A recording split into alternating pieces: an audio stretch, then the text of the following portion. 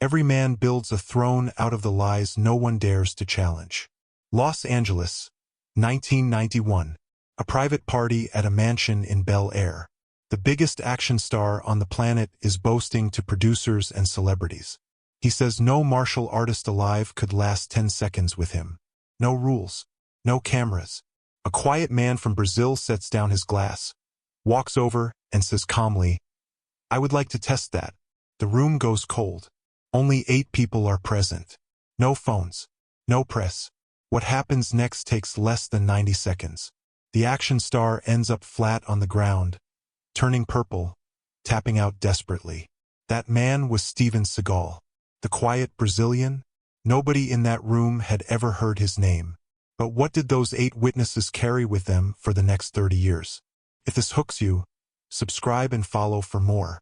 Now, to understand what really happened that night, you need to understand the man Steven Seagal had become by 1991.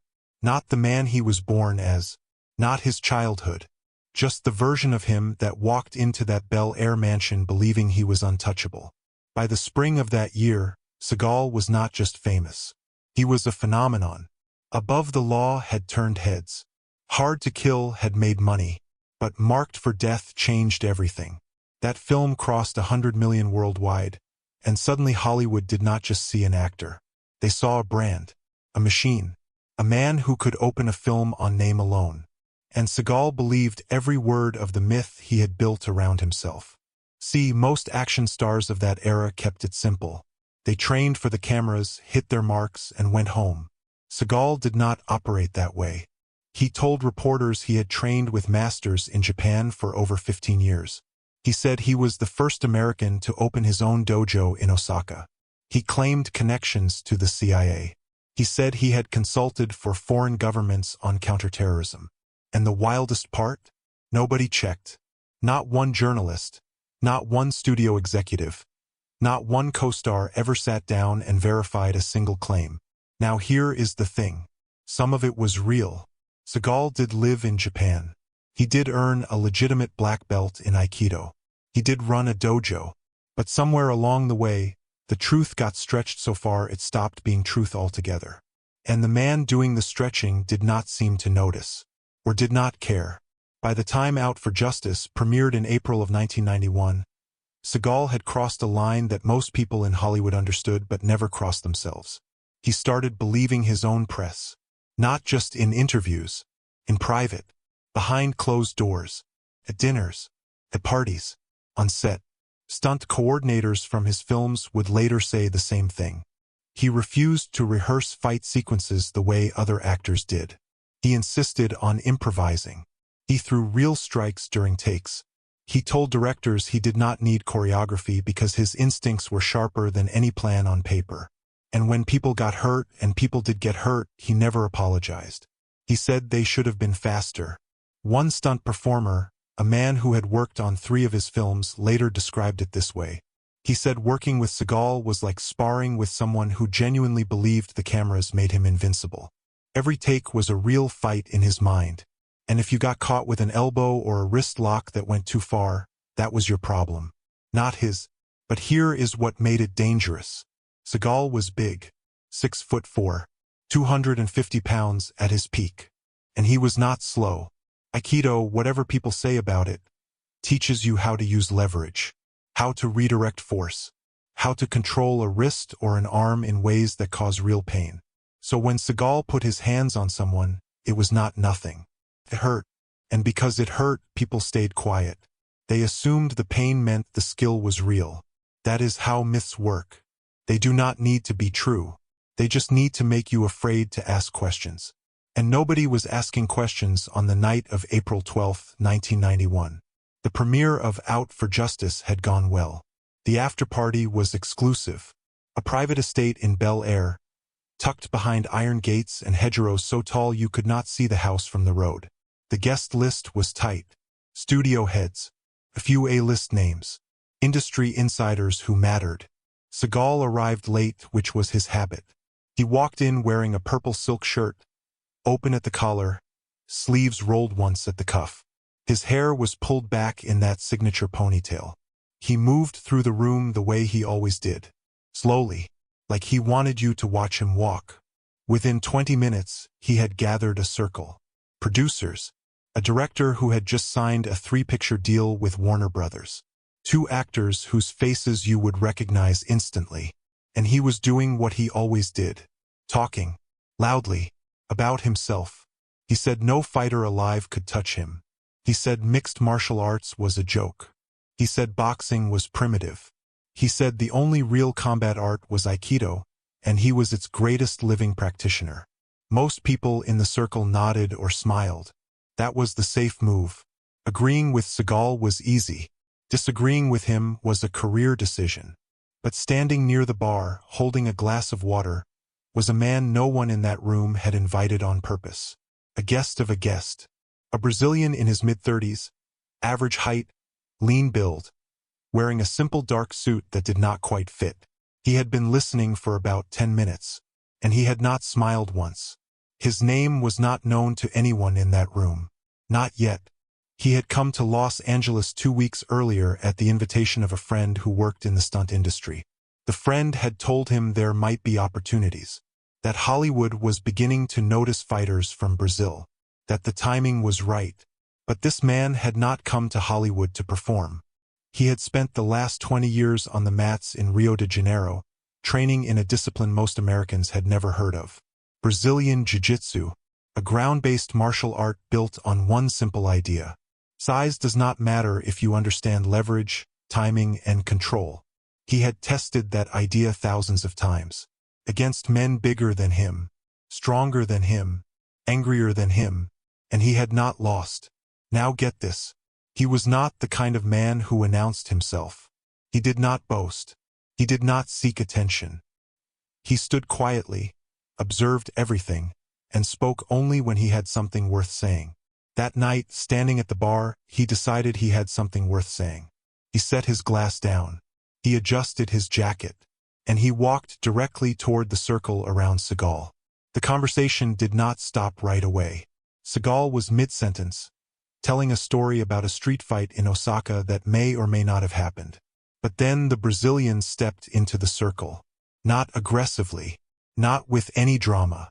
He simply stood there until the talking stopped. And then he spoke. His English was limited. His accent was thick. But his words were clear.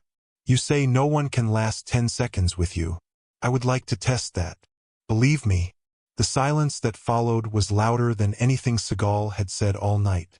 Seagal looked at him, then looked around the room, scanning faces for a reaction. A few people laughed nervously. One of the actors took a half step back. The stunt coordinator, a man named Gene, who had worked on every Seagal film to that point, later said he felt his stomach drop the moment those words left the Brazilian's mouth. Because Gene knew something the rest of the room did not. He had seen footage. A friend in the martial arts community had shown him a grainy VHS tape of a competition in Rio where a small, calm man had submitted fighter after fighter, most of them outweighing him by 40 or 50 pounds. The man on that tape was standing in front of Seagal right now. Gene said nothing. He just moved to the side of the room. Seagal smiled. It was the kind of smile a man gives when he thinks the situation is beneath him. He looked the Brazilian up and down, slowly, like he was measuring a piece of furniture. You want to test me? Seagal said. Right here. The Brazilian nodded once. No expression. No tension in his body. Just stillness. Now here is the thing. Seagal could have laughed it off. He could have waved his hand, made a joke and moved on. Nobody would have thought less of him. In fact, that would have been the smart move. The safe move. But safe was not how Steven Seagal operated. Not in 1991. Not at the height of his power. Not in a room full of people he needed to impress. He rolled his shoulders. He cracked his neck. And he said, "Clear the space." 2 of the bodyguards moved a coffee table. Someone pushed a couch back against the wall. A small patch of marble floor opened up between the fireplace and the bar.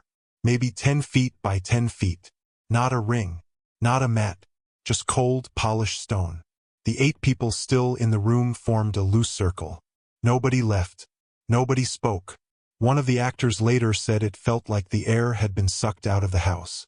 And for a moment, Just a brief moment, everything was still. Seagal stood on one side, rolling his wrists, settling into a wide Aikido stance. The Brazilian stood on the other, hands relaxed at his sides, feet shoulder-width apart, breathing slowly. Two men, two worlds, 10 feet of marble between them. It almost looked peaceful. Then Seagal moved first, and that changed everything. He lunged forward with a wrist grab. Classic Aikido. Fast, committed, designed to seize control of the opponent's arm and twist them into a lock before they could react. It was the same move he had used in a dozen films. The same move he had used on stunt performers who knew to go along with it. The same move he believed could end any confrontation in 2 seconds. The Brazilian did not resist the grab. That was the part nobody expected. He let Seagal take his wrist. He let the bigger man begin the rotation. And then, in one fluid motion, he dropped his weight, stepped offline, and pulled Seagal forward into empty space. Seagal stumbled. Not dramatically. Just enough. Just enough for his balance to shift. Just enough for the Brazilian to slide behind him, wrap both arms around his waist, and take him to the ground. Now here is the thing. In the movies, when Seagal hits the ground, he rolls, recovers, and comes up swinging. That is choreography. That is fiction. On that marble floor, with a man who had spent 20 years learning how to control another human being on the ground, there was no recovery. There was no rolling away. There was only the slow, methodical tightening of a position that Seagal had never trained to escape. The Brazilian moved to his back. Not with violence. Not with strikes. With patience. He secured one hook, then the other. His legs wrapped around Seagal's torso from behind, controlling his hips, neutralizing his size. Seagal thrashed. He tried to stand. He grabbed at the arms behind his head. But every movement he made, the Brazilian adjusted. Calmly, precisely, like a man tightening a knot one loop at a time. And then the choke. It was a rear naked choke. One arm slid under Seagal's chin. The other locked behind his head. The squeeze was not fast. It was gradual, controlled. The Brazilian was not trying to hurt him. He was proving a point. Seagal's face changed color. That purple silk shirt he had worn so proudly suddenly matched the shade of his skin.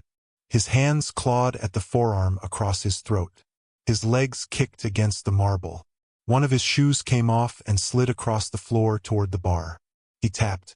Once. Open palm against the Brazilian's arm. Nothing happened. Not because the Brazilian was being cruel.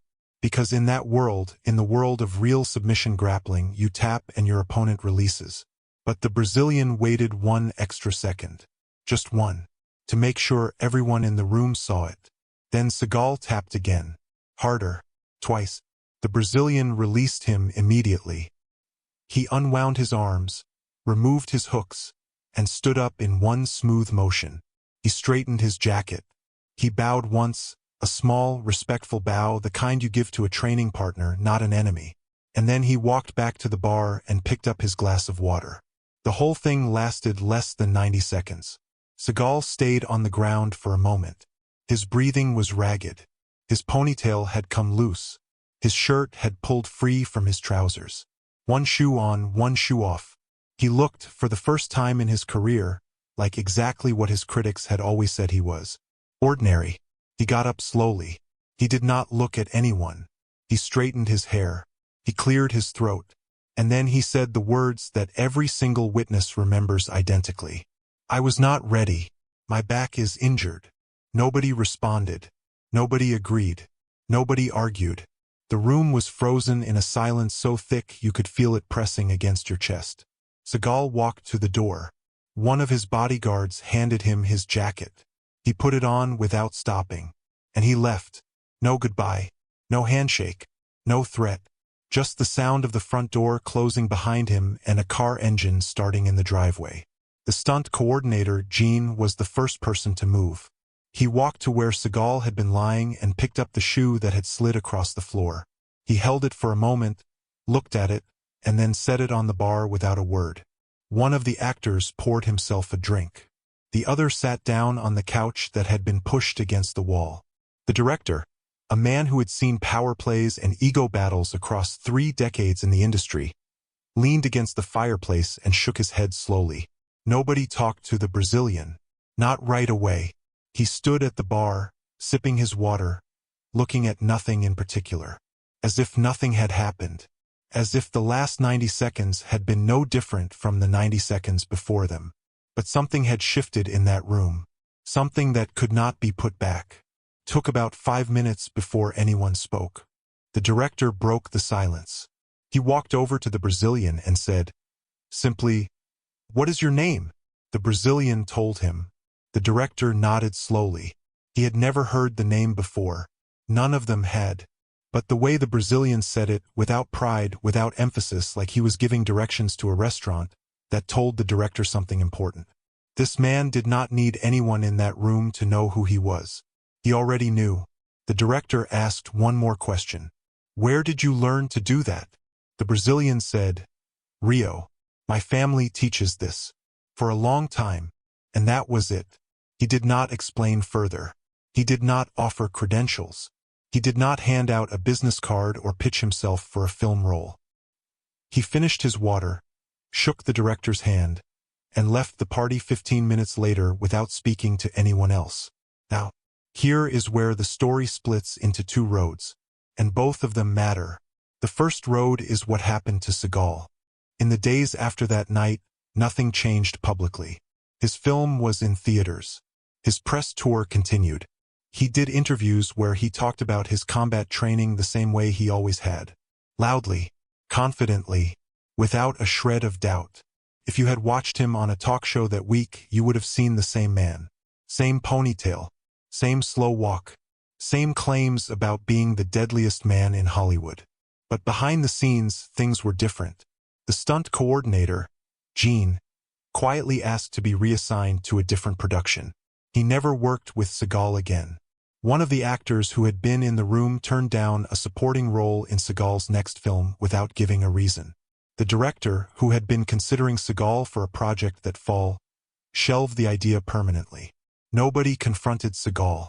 Nobody told him what they had seen meant something. But one by one, quietly, the people who had witnessed those 90 seconds began to distance themselves. Not with drama, not with statements, just with silence. The kind of silence that builds slowly until the person at the center of it does not even realize they are standing alone. And Seagal did not realize it. Not then. That was the cost of his ego. He had spent so many years surrounded by people who agreed with him that he could not recognize the difference between loyalty and avoidance. People were not respecting him anymore. They were managing him, staying close enough to stay employed, far enough to stay safe. Believe me, that is a lonely way to live, even if you do not know you are living it. The second road is what happened to the Brazilian. He went home to Rio. He continued teaching at his family's academy. He did not tell the story of that night to reporters. He did not use it to promote himself. In fact, for years he barely mentioned it at all. When students or friends asked him about his trip to Los Angeles, he said it was fine. He said the weather was nice. He said the food was too expensive.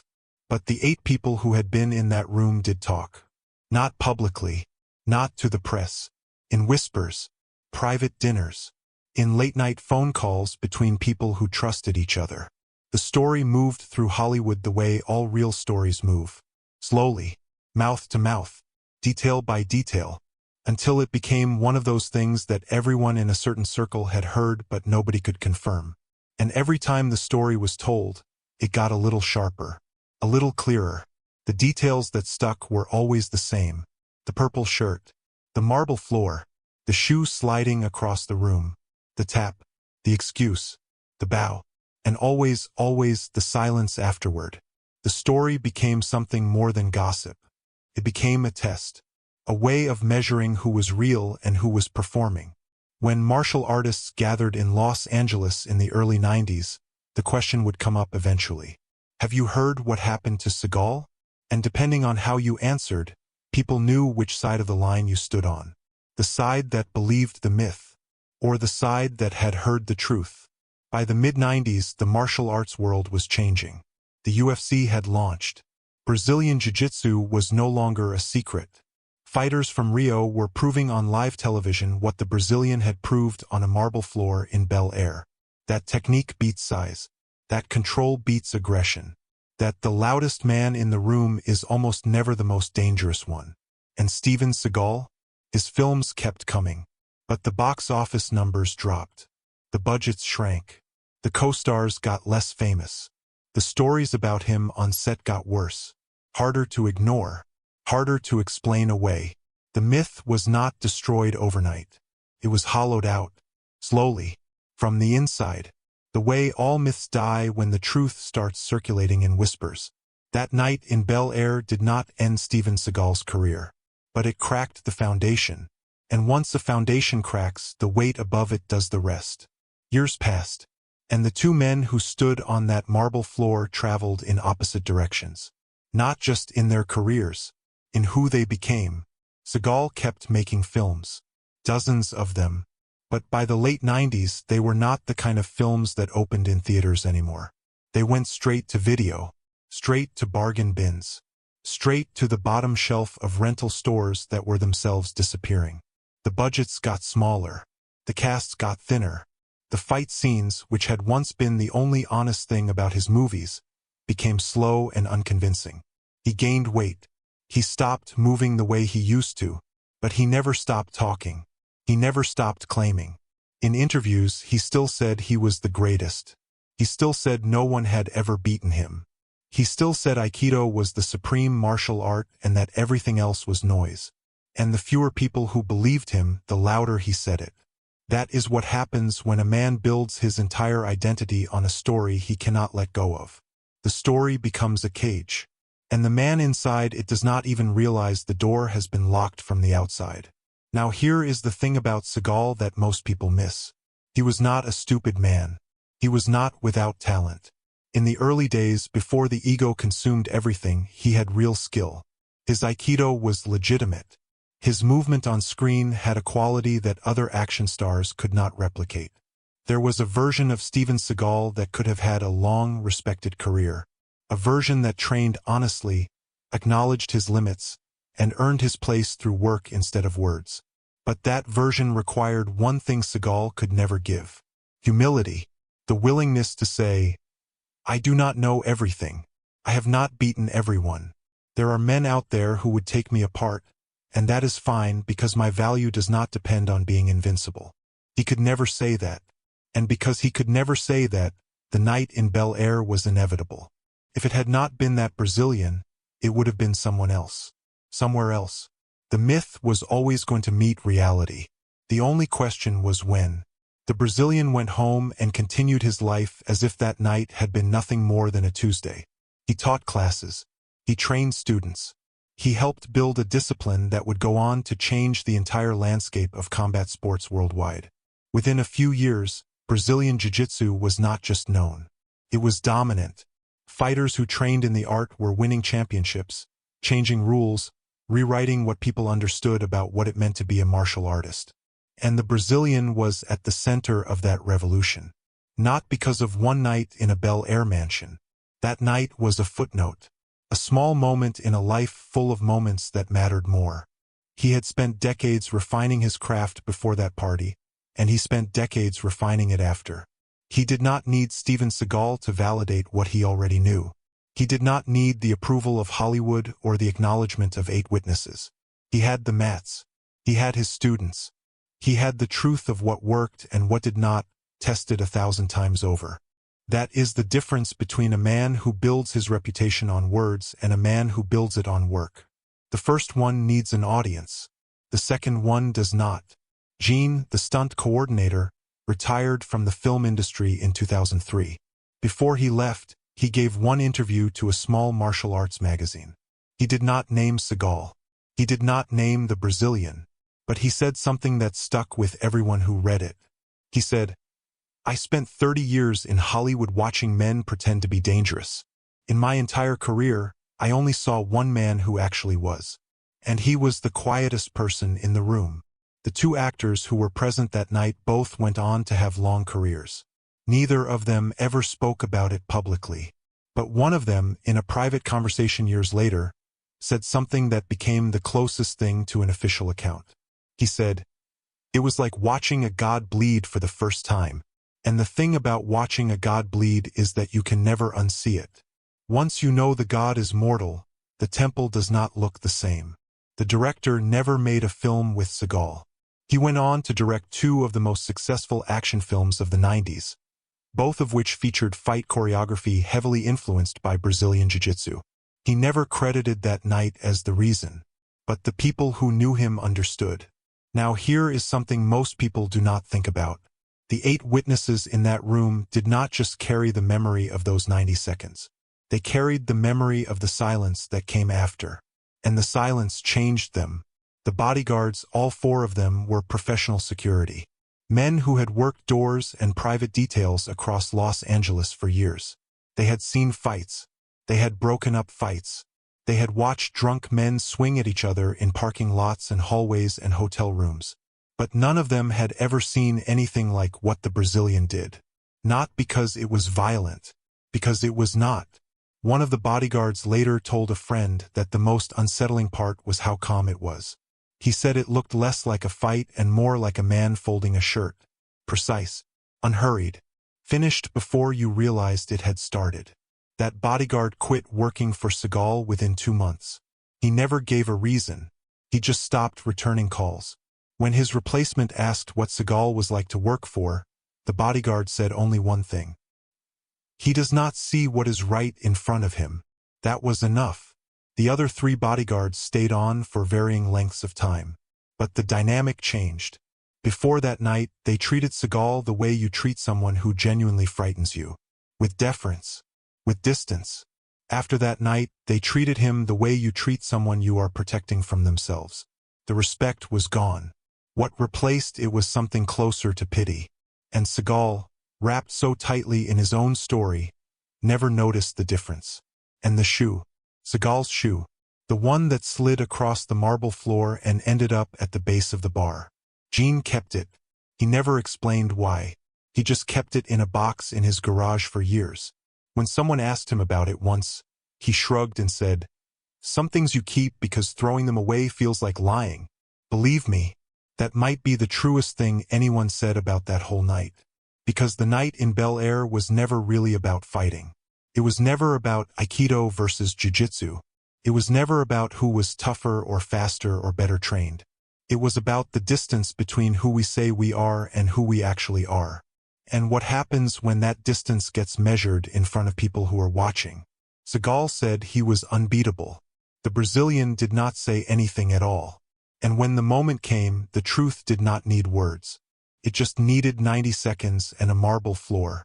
There is something in that for all of us. Not about fighting. About honesty.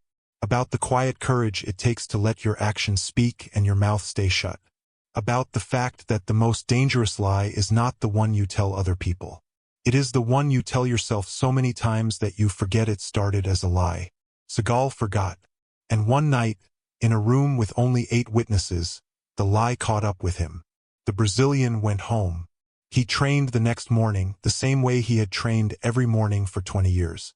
He did not feel like a hero. He did not feel like a legend. He felt like a man who had done something small and true and then moved on. He ate breakfast with his family. He drove to the academy. He put on his GI, stepped onto the mat, and taught a morning class to a room full of students who had no idea where their teacher had been the week before. And that was exactly how he wanted it. Because real skill does not need a stage. It does not need a mansion in Bel Air or a circle of celebrities or a marble floor. It just needs the mat. And the willingness to show up every single day and do the work that nobody sees. And maybe that is the whole point. The people who were really there that night, the ones who saw it with their own eyes, they do not tell the story to embarrass Seagal. They tell it because it reminds them of something they need to hear. That the truth is patient. It does not shout. It does not perform. It waits. And when the moment comes, it does not need 90 seconds. It barely needs 10. Every man builds a throne out of the lies no one dares to challenge. But every throne, no matter how tall, sits on the ground. And the ground does not care who you say you are. It only knows what you can prove.